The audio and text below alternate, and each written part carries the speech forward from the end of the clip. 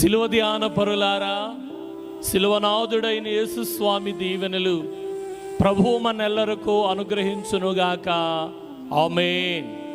సాతాను అపవాది, మానవుడు అపరాధి, యేసు క్రీస్తు ప్రభువారు నిరపరాధి.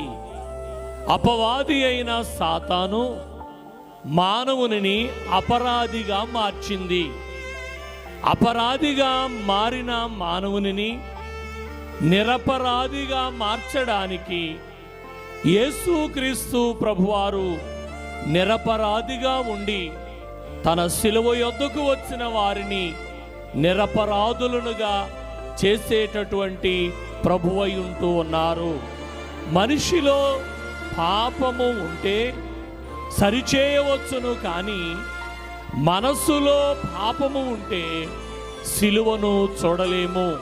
ఆ మనస్సులో ఉన్న పాపమును తీసివేయడానికి యేసుస్వామి లోకములోనికి వచ్చి సిలువను ఎక్కి మనలందరినీ నిరపరాధి అయిన ప్రభువు నిరపరాధులనుగా చేసి మేఘమెక్కించేవారై ఉన్నారు. అట్టి కృప ప్రభువు మనకు దయచేయునుగాక. ఆమేన్.